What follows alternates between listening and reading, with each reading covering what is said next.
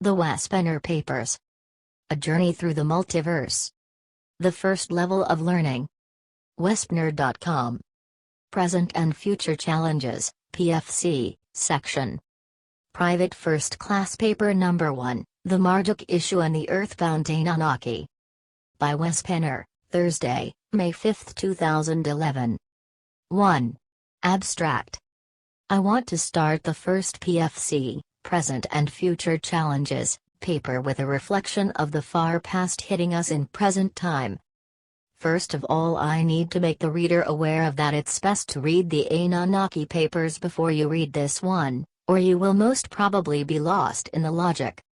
Some 4,000 plus years ago, the majority of the Anunnaki left Earth after had nuked the Sinai spaceport and Sodom and Gomorrah. Marduk, however, who was Ea's eldest son, stayed on Earth with some of his loyal lords. Marduk, in the past, married a human female, a crossbreed between Anunnaki and Homo erectus, and was therefore forbidden to return to Nibiru. No human was allowed in heaven, although some exceptions were made on occasion, such as Enoch, but otherwise, they were only short visits. So, Marduk had to choose to either keep his hybrid wife and give up his royal status on Nibiru, or abandon his wife and keep his status.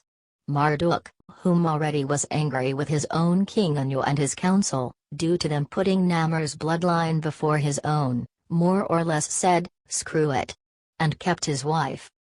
However, he never forgot or forgave his own relatives, whom he thought had betrayed him, and he declared war against the Enlilites, the Ram clan, and now Marduk wanted to be the ruler of Earth. At least, that was better than being no king at all, he thought. So he fought a raging war against Inanna, the female Enlilite, a war which involved using humans as soldiers, dying in the thousands for the cause of two power-hungry Anunnaki. When the Anunnaki left the planet, Marduk's human wife was since long dead. She did not enjoy the longevity of the gods, but King Anu and the council did not want Marduk back on Nibiru, due to his rebellious nature. Instead, they left him here on Earth to do whatever he wanted. If he wanted to be the king of Earth, he could be their guest. But first, the gods nuked the Sinai spaceport to prevent Marduk access from it, due to his threats to take it over. Since then, Marduk has been in charge of this planet, or at least a majority of it. He is the force behind quite a substantial faction of what we call the global elite, the Illuminati, or the powers that be. It needs to be pointed out, though, that he is not the only one in charge. There are other interdimensional and dimensional forces, steering parts of the global elite in other directions as well, so the situation is complex. We will go into this in more details soon. Left on our planet since the gods abandoned it are both Enkites, Serpent Clan, and Enlilites, Ram Clan, and some of them are still loyal to the kingdom, the Nibiru kingdom, while Marduk obviously is not. So, the war between the two Nibiruan bloodlines is still going on here on Earth, and as usual, we humans are the soldiers. Not very uplifting reading for the young, courageous soldiers, who go to Iraq and other places to fight for freedom, when in fact, they fight the war of the gods, as almost always has been the case. This paper will cover the current Anunnaki situation on Earth as we know it. 2. The Anunnaki and their human hybrids, the global elite. The reader, who has followed me this far may wonder, if Marduk and his Anunnaki stayed here on Earth and Marduk is still, after thousands of years, king of Earth, in that sense could perhaps been seen as the biblical Satan, left here to rule for another 3,600 years by God, Anu, Enlil, after been cast him down from heaven. Why all those wars? Can't he just rule all the nations with an iron fist and thus bring peace, although it's an oppressive peace? It's not that simple. Humans, also called Lulas, breed uncontrollably, and we are soon reaching the 7 billion mark. That's a lot of people to control, especially if you want to do it in secret. The decision to have 7 billion people on the planet at the same time is a divine decision, and nothing Marduk could do much about. What he does with the 7 billion, on the other hand, is another thing. When we look upon the power structure on planet Earth today as average human beings, we may feel small, insignificant and helpless. Even if we don't like how we live our lives, we may feel we are stuck within the system with no power to change it.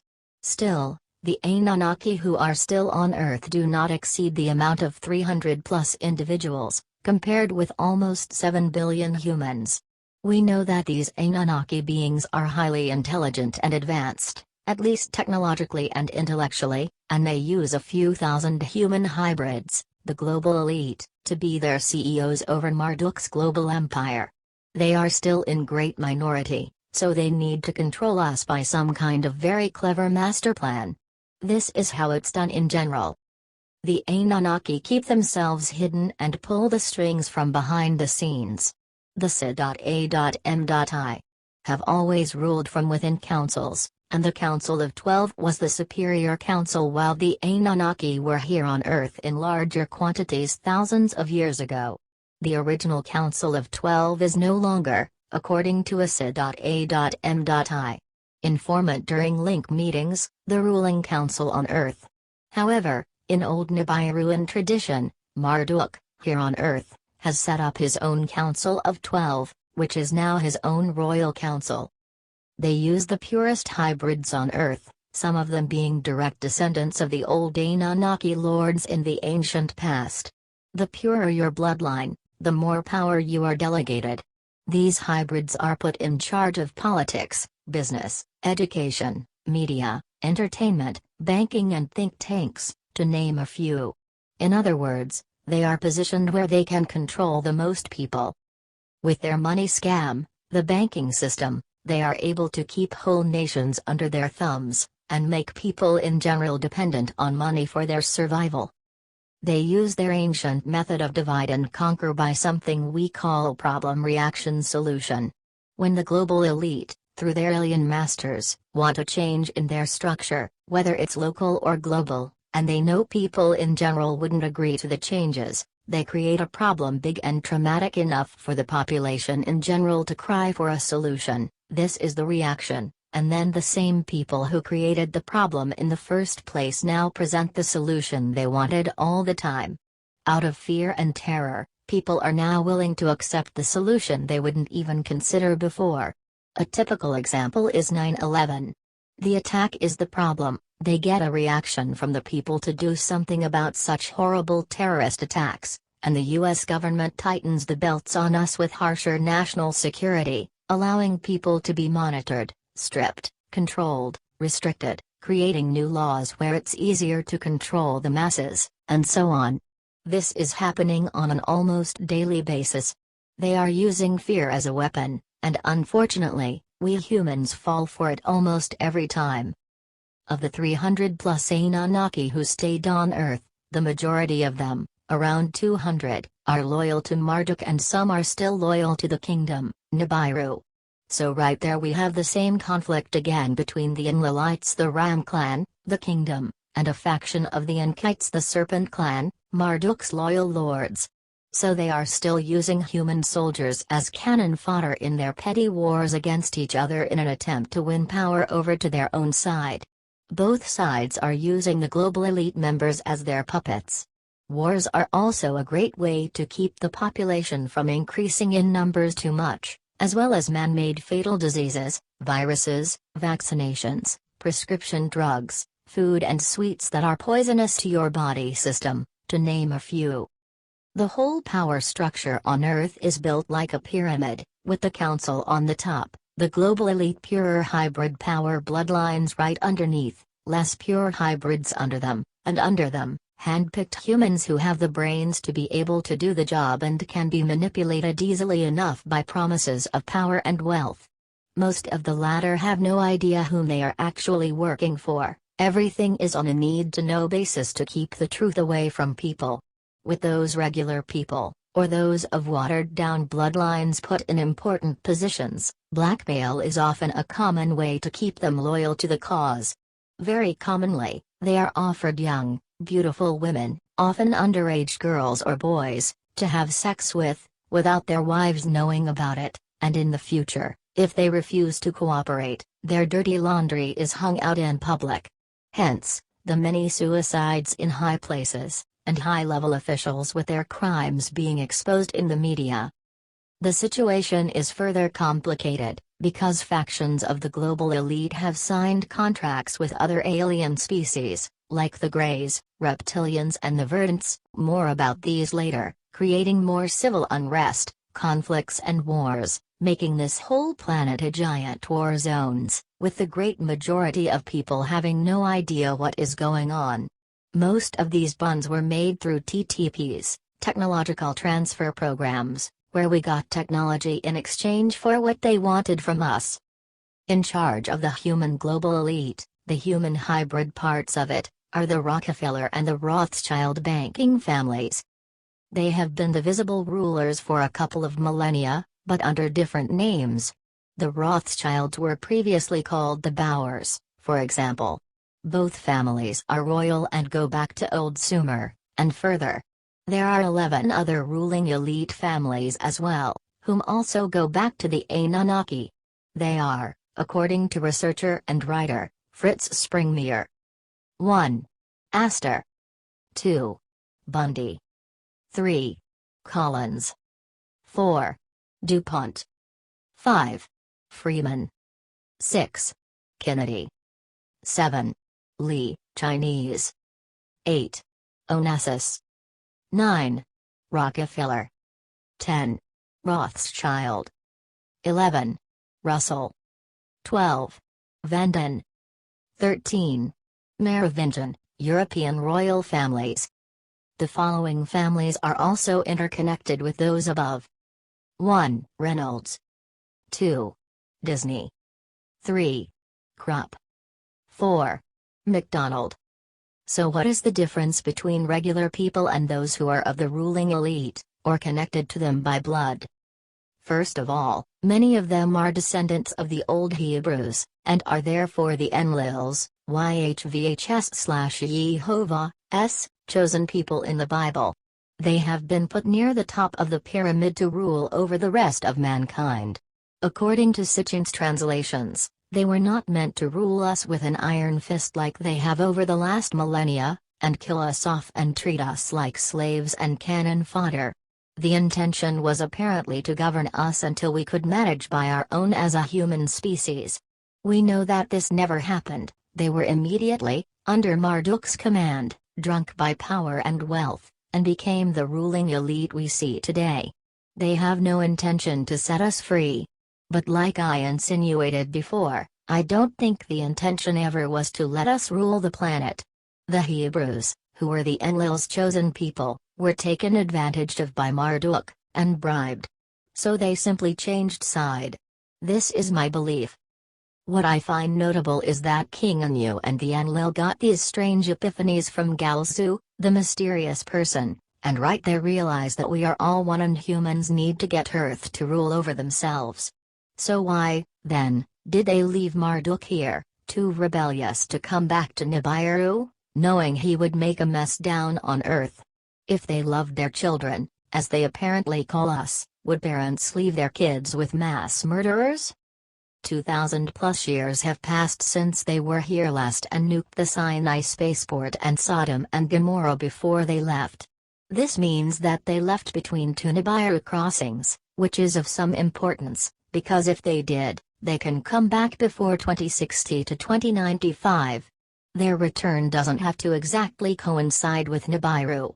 They know interstellar travel and can come through stargates and Einstein Rosen bridges as they please. Still, it's probably in their interest to come after the cataclysm that will follow around the time for the crossing. However, one may think that if they have had 2,000 years to evolve, they potentially could have come a long way. But keep in mind that 2,000 years, 2/3 SAR, which is 2/3 of a year in their terms. They don't count time as we do. We may argue that they are also interdimensional and multidimensional, which would perhaps speed up their progress, but if we look back on their history, they haven't developed hardly at all the last 500,000 years. They have always been the same warrior race with bloodlines fighting against bloodlines, as above, so below. It's hard to believe that they suddenly, in no time at all, in their terms, have developed so amazingly fast, relatively speaking, that they are now mature enough to govern us peacefully. Dr. A.R. Borden is telling us they use nanotechnology to develop their biominds until they now have almost reached oneness. This is hypothetically possible, I assume, but it concerns me when I listen to Dr. Borden, and by the same token read the following from his essay, The Link. It is reported by members who have attended the conferences that they are near the completion of their cycle on oneness, wherein all knowledge and mind resources are used in service to the common. This, it was said, can only be possible when the diversity of biominds of each member remains in individuality while simultaneously being interconnected to the S.A.Me. All one by low-powered, low-energetic means that utilizes the planet's life belt energetics, something akin to what Earth enjoys in the form of Schumann resonance. There is yet much we don't quite understand about their system of oneness, as there are technologies used to enhance the common biomind that are beyond our level of technology at this time, emphasis not in original. However, we do now possess a theoretical understanding of how it all works. 3.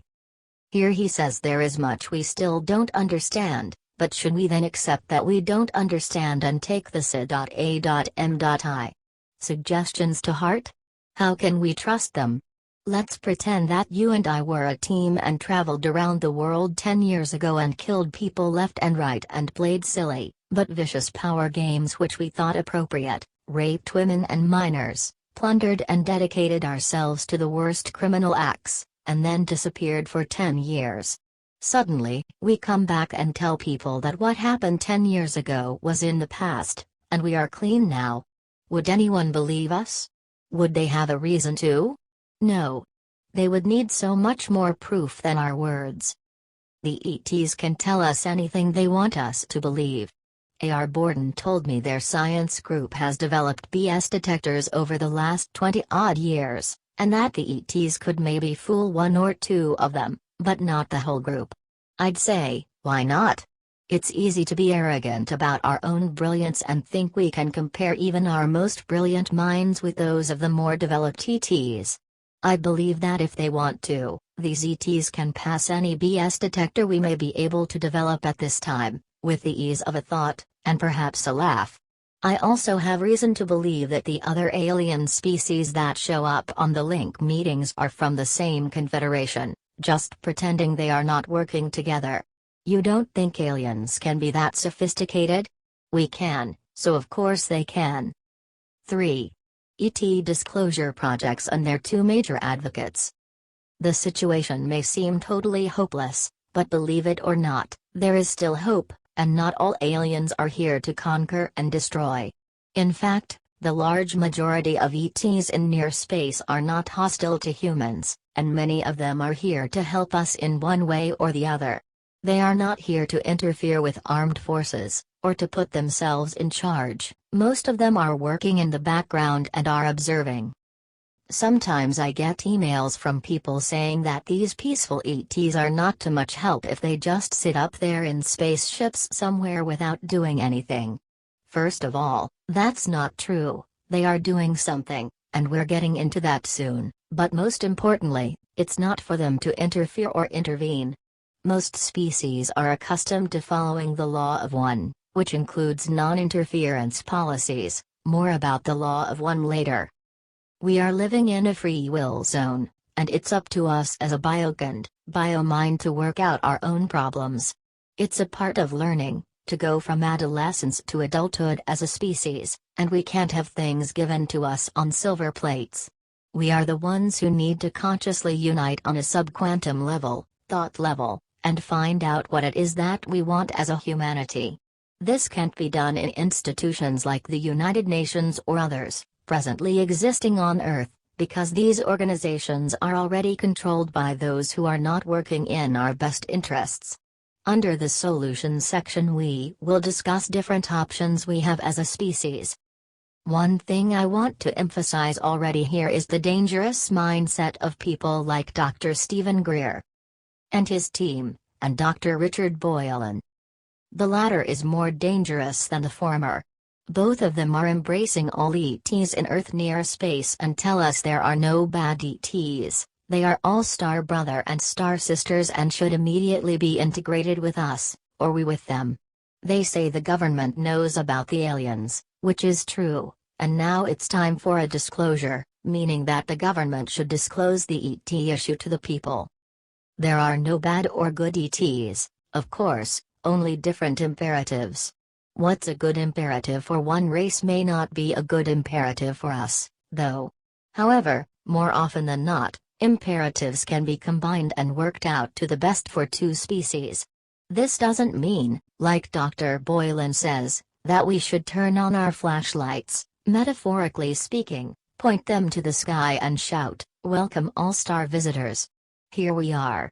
Dr. Boylan in particular is inviting both the Zeta Reticulian Greys, the Verdants, the Tall Whites, the Anunnaki, respectively, without exceptions, calling them all-star visitors and good-hearted. Both Greer's team and Boylan agree that all the negative ETs have left near-Earth space and there are only positive ETs left. This is extremely naive, but not only that, it's dangerous and a liability for the rest of mankind. Not all ETs have our best interests in mind, as we shall see, but Dr. Boylan and Dr. Greer don't seem to care and are very aggressively making their point. If someone brings up that there are ETs with clashing imperatives with us, we are immediately put on Dr. Boylan's blacklist as being government agents, disinformation agents or worse. After I've published this, I'd be surprised if he doesn't put me on there too. Boylan and Greer are opening up a can of worms if they don't become more selective. It's like a channel or allowing any entities to come into their body. Dr. Greer is not any less aggressive than Dr. Boylan. When I suggested there may be those who don't have our best interest in mind, he, or his staff, rather, became very hostile and refused to discuss the matter and told me it is self-evident that all ETs are good and advised me to watch the Disclosure Project video again, from 2001. Greer is even calling one of his projects the Orion Project. One may wonder, why? Orion doesn't have a particularly good reputation here on Earth. Also, he has sponsors in high places, like within the Rockefeller family, and he's open with it. He justifies it by saying that branches of the banking, oil family are now ready for disclosure and support the North Carolina emergency doctor on his quest. Both Greer and Boylan have a huge amount of almost cultish followers, and this is the danger. I have been in contact with people who are otherwise very intelligent and spiritually aware, but like one of them said, when Dr. Boylan speaks, I'm all ears. This is concerning and quite discouraging in my opinion. We have to be more selective and mindful than that if we are going to make it. About a week ago, from this point in early September 2011, when I am editing this paper, Drive, Richard Boylan did a reading, and also had support from his star visitors, saying that a series of earthquakes were going to hit North Carolina and Virginia. He gave us the exact dates, times of the day, and said that many people would die at this juncture. He has allegedly about 1 million people on his list, so I'm sure at least a few of them are from these mentioned areas. I read it and shook my head in wonder. How can the man do this? Does he realize how much fear and terror he is creating? Did anyone leave their home, or sell it?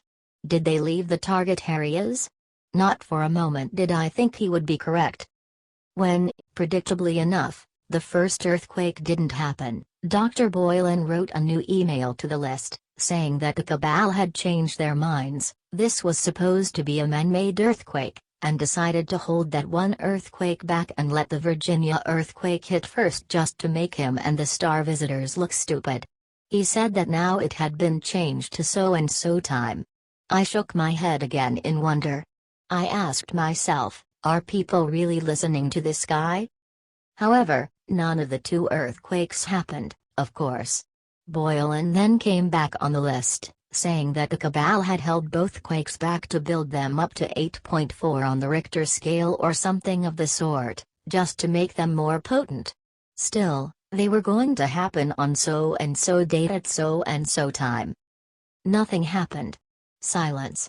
Then Dr. Boylan came online again, after people had held their breaths in wait for this miracle man to come with his new predictions. This time he responded to a reader, who said that maybe they should do a mass prayer on the earthquakes. Boylan said no, because then the cabal would accuse them to create earthquakes.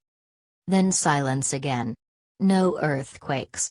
Then someone on the list said that the earthquakes will happen, but not at this time, and Dr. Boylan responded with something unintelligible, and that was it. Nothing heard from Dr. Boylan since, and this was a few days ago. After all this clowning around, people on his list are still supporting him and thanking him for what he's doing. That's mind control when it's really effective. Dr. Boylan is looked upon by his member as a very nice, older man, who predicts earthquakes that never happen, scaring people shitless, excuse my language. Where were the benevolent star visitors when he needed them? Out to lunch? This information comes from Dr. Boylan's mailing list, Dr. Rich Boylan reports, between August 30th to September 8th, 2011. I would be happy to be on his bad list. If he would put me on his good list, I would have to go through my material with a tooth comb, because then I must be doing something wrong. This is very disturbing. Either Dr. Boylan is extremely gullible and easily manipulated, or he is working for the cabal. He is so fast to blame for every mistake he makes. Oh, I almost forgot, Dr. Boylan thinks that Obama is a star visitor, too, and will be so kind to help Dr. Boylan out and disclose to the world that these wonderful star visitors are here. Doesn't all this create chills down your spine? It does mine. Just recently, President Obama told people they could ask him questions online, and Dr. Boylan advised his followers to do so, like if it would make any difference. I am stunned. But the most disturbing part is not Dr. Boylan himself, but those who are following him in spite of these catastrophic errors and contradictions. And his whole star visitor agenda is breathtaking. You see drawings of all these star visitors we know about, holding hands in friendship with cute smiles on their faces. Well, the thought is good, but don't tell us that all aliens out there, without discrimination, are saint-like, and we are ready to embrace them all. And don't put people who disagree with one word you're saying, Dr. Boylan, on some government disinformation blacklist. This is very counterproductive and outright dangerous. It also delays our mission, we who are working on revealing what is really happening. Don't get me wrong, most species out there are friendly towards us and have our best interests in mind, but they have not yet revealed themselves to us en masse for a purpose. And why is that? Because we have to overcome our greatest weaknesses first. We can't just chaotically stumble into the galactic community while fighting each other and being overly egotistical and ignorant, thus bringing our problems to their vicinity. We need to grow up first, and there are those who are patiently watching us doing just that. The only time they would interfere would be if we are literally destroying our planet, which we actually are close to doing. This is the living library, and there are those who would never let us go so far that we destroy their creation. They are also monitoring us and our nuclear activities and how we handle a negative energy, more about that later. These are very concerning matters for them. More than once, the ETs have stopped nuclear missiles from going off, something that has baffled military forces and even been mentioned in the media. We have Anunnaki, Nephilim genes, and Homo sapiens sapiens was created by Yah, the biblical Lucifer, and this means we have a warrior stroke inside of us which we have to overcome and grow out of. I believe we are waking up to this fact, and the nanosecond, 1987 to 2012, when time is speeding up and the information is hitting us via gamma rays from the Sun and the galactic center, is strengthening our DNA and connecting the so-called junk DNA to our double helix to create a wiser, more peaceful Homo futurus.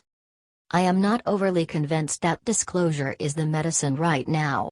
On the other hand, it's a matter of what we mean by disclosure. There are so many good, intelligent people out there who are working hard on disclosure projects of different kinds, but we need to understand that the government, no matter what they say, are run by malevolent beings who don't have our best interest in mind.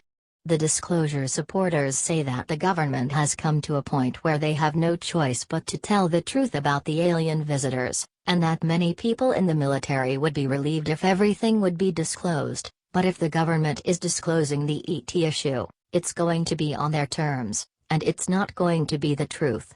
Disclosure will happen, but more on an individual basis at first.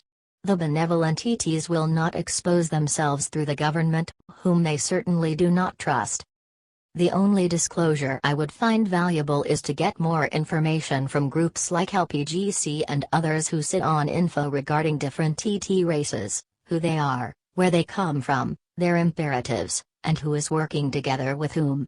We need to categorize them and find out whom to trust and whom to stay away from. Anyone can show themselves off as saints, but behind the veil being very dark beings. Dr. Borden, just like me, is interested in intelligence gathering on different ET species to find out more about their relationship with each other, but he refuses to reveal what he knows about the group he belongs to. This is very unfortunate, in my opinion, because withholding this information could be potentially dangerous in the long run. Ed Komarek, known UFO researcher, made the comment why the Link group is so secretive if they have nothing to hide. Carol Rosen, Greer's right hand, said in an interview recently that she is absolutely certain there are no ETs with malevolent intents left in Earth near space. They have all left, including the Greys, the Guardians said, before this statement, that if anyone tells you the Greys are no longer here, watch out. Her rationale is that if they were here, they had already taken over or destroyed us, and obviously, we, meaning we humans, are still here. This, in my opinion, with all the information that is out there which she is discarding, is quite naive at best. 4. The Exodus of the Anunnaki Earthbound. In the 1400 CE, King Anu of the Si.A.M.I. stepped down from the position as king of Nibiru.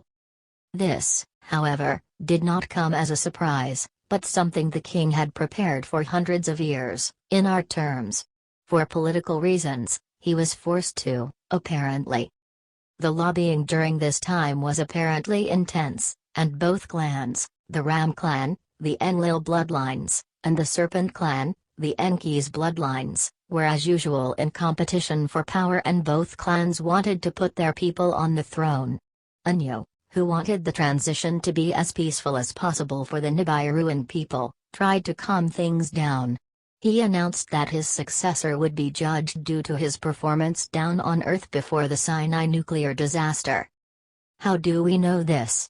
According to the Life Physics Group, LPGC, they come out of link meetings with these alien groups. These meetings have either taken place in exotic and secret places here on Earth, or on board one of their crafts. The human faction of this group has been organizing these meetings only twice. The story about Anu stepping down, and the rest of it, was told to them by the Nibiruan representatives at these same meetings to give a briefing to us Earthlings, so we can make more knowledge-based decisions in the future, so they said. In addition to this, the LPGC members are referring to witnesses, whom they call informants, with whom they spoke over a few years' time.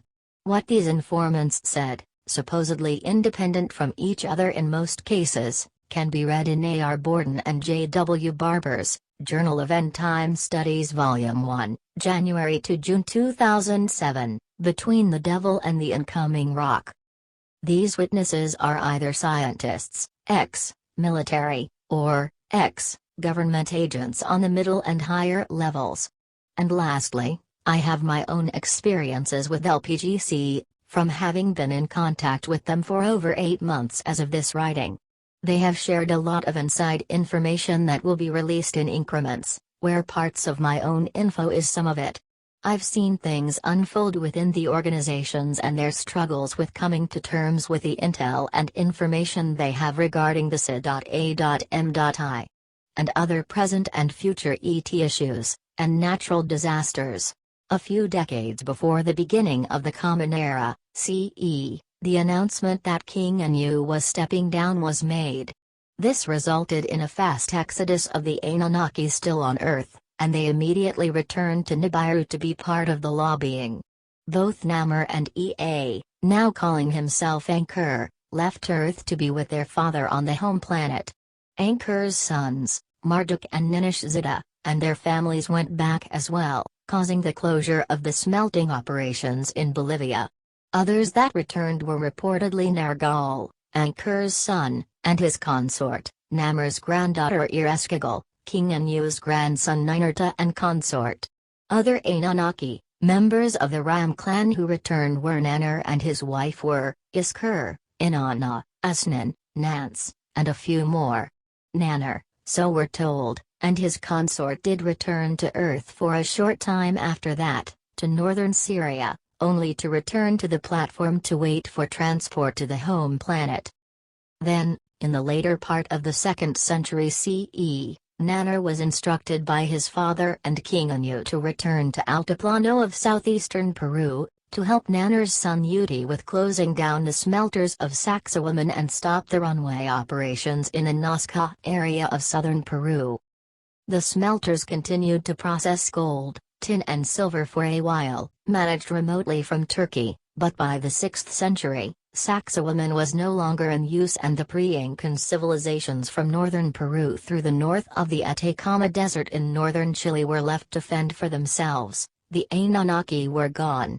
Other colonies, to cite Dr. Borden again. Like North American Midwest, Southeastern and Southwestern native groups who came in contact with and taught by the Anunnaki how to manage agriculture, animal husbandry, and other basic matters, were also abandoned by the Anunnaki by the 7th and 8th centuries CE. For a couple of hundred years, we humans were more or less left alone on the planet for the first time since the Anunnaki created Homo sapiens sapiens, about 300,000 years ago. But they would return. 5. The announcement of the new king. The transition between King Anu stepping down and the announcement of the new king over the kingdom, Nibiru, was a slow one and took about 600 years. Anu was very careful with whom he chose as his successor, because reportedly, he wanted the new king to be a person who once again could unite the Sa.A.Me, the Nibiruans, and stop the feud between the clans. Knowing how strong the polarity between the clans were, it was certainly not an easy task. For a while, he wanted to choose Ankur, Ea, but he knew he couldn't, because he was not the legal heir of the throne, according to Nibiruan law, and that would upset the Ram clan and only add fuel to the fire. As mentioned earlier, Anu also took into consideration the performance of certain royal candidates while on Earth, and didn't really find a proper candidate, as most of them had been involved in raging wars and disasters. No one seemed to have a clean resume. As a side note, I find it remarkable how King Anu could be so judgmental, when he was the one who, according to Sitchin, allowed Alalu's nuclear missiles to fall over the Sinai spaceport and Sodom and Gomorrah, knowing that thousands of Earthlings would die horrible deaths and parts of the planet become radioactive for thousands of years. This speaks tons about the morals and ethics of this species, or the lack thereof, from our perspective. Too many destructive actions and decisions makes a person blind. We can argue that they have other imperatives than we do, and look at us as ants or unintelligent apes, but I don't think that justifies the cruel actions taken against us humans in the past. And aside from that, we need to think about our own imperatives in relation to this group of aliens, whom obviously think they own us because they manipulated our genes. They were never our creators, they were imposters who manipulated an already highly developed DNA/RNA. However, we will discuss this a little bit later on. When the Exodus happened in the 6th-8th century CE, there were about 400 Anunnaki on our planet, and 3/4 of them were supporting Marduk, obeying him as their king of Earth or the Nibiru kingdom, and were not recognizing King Anu as their king. This was a big problem for the real kingdom, and Marduk had always been, and still was, a time bomb and a great concern. None of Marduk's followers could of course be considered as King Anu's successor. Eventually, Ninishzida came up with a solution. He suggested Nannar, the Enlil's son. He reasoned that Nannar was the only one who could really succeed in uniting the Se.A.Me. Again, and additionally, Ninishzida said that Nannar had the vital force of his grandfather, King Anu himself. Ninishzida had actually himself been considered by King Anu as his successor, but politely declined, again saying that Nannar would be the better choice. After a lot of pondering, Anu agreed, and Nannar, son of Namar, the Enlil, and grandson of Anu, became the king of Nibiru in the 1400 CE. After hundreds of thousands of years, at least, King Anu stepped down from the throne. He was apparently happy that the transition could be done without bloodshed. From our point of view, the leadership had been changed from the Serpent clan, Ea's bloodline, to the Ram clan, the Enlil's bloodline. Metaphorically, that would be a shift from the Democrats to the Republicans. 6. Marduk returns to Earth.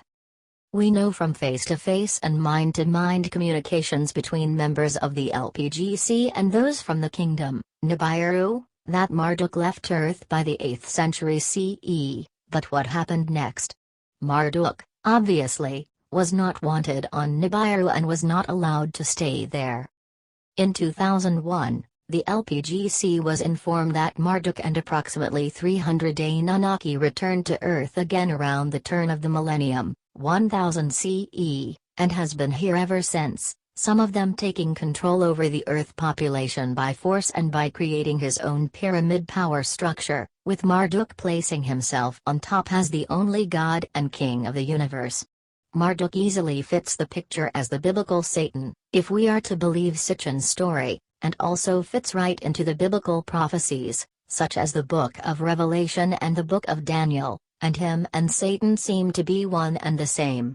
He also took control over all major religions to use in efforts to manipulate the growing Earth population and to divide and conquer. The first thing he did was an attempt to rewrite history to erase all the knowledge humans had of their own history and origins, putting himself in the position as God Almighty. He even took on the task to rewrite the Babylonian Enuma Elish, Sitchin 1985. He is still worshipped as God in many secret societies, such as the Freemasons, unbeknownst by most members, except those few at the very top level, above the 33rd degree, Scottish Rite. Marduk is the all-seeing eye on top of the Freemasonic pyramid, and the Eye of Ra, Marduk Ra, whom later became Amen-Ra when he was in hiding after the pyramid incident, previously covered in Anunnaki paper number 3, After the Deluge, Penner 2011, and my previous book, The Myth Around Supreme David Rockefeller. More about Supreme later as well. Marduk changing history to give himself more power is mentioned both by Zechariah Sitchin in his Earth Chronicles, Robert Morning Sky's The Terra Papers, which go into even more details about it, and comes from the Se.A.M.I. themselves, through conversations during the annual link meetings between ET groups and the LPGC, as mentioned earlier. By rewriting history and secret and occult instruction manuals, he could convert all these secret groups, secret societies, into intelligence cells working for him, and thus be ahead of those who opposed him. Presently, he is also attempting to reconstruct a 6-stage ziggurat strong enough to support a landing platform at its apex. This, becoming his new spaceport instead of the Tilmun, Sinai spaceport, that was nuked by the Se.A.M.I. and the fallen ones before they left a couple of millennia prior to the Common Era. It's easy to see how Marduk, in an almost childish revolt and rebellion towards his own people for not giving him the power he deserved in the first place, from his perspective, not only created, and still does, havoc here on Earth, but is also magnifying the ancient struggle between the two clans. The Ram clan of course doesn't accept his behavior, and he also puts his father, Ankur, Ea, in an almost impossible position. Ankur wants to support his son, but has to be as diplomatic as he possibly can. A wrong move or a wrong word can potentially start another war. The situation, from what I can imagine, is quite tense. After all, Ankur is the one who has felt the most compassion towards mankind, much due to that he looks upon us as his own creation, his own children. It was his sperm which created the first Anunnaki, human hybrids. Ankur, sitting on the original earthly council of 12, whom decided about big issues and problems that needed to be solved here on Earth, had many times supported his son, or protected him from the rest of the council.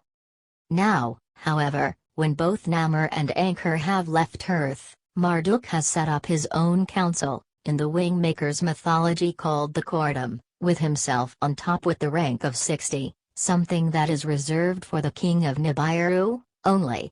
By giving himself this rank, Marduk announces himself being both king of Earth, Satan, and that of Nibiru, thus not acknowledging the sitting king and the kingdom.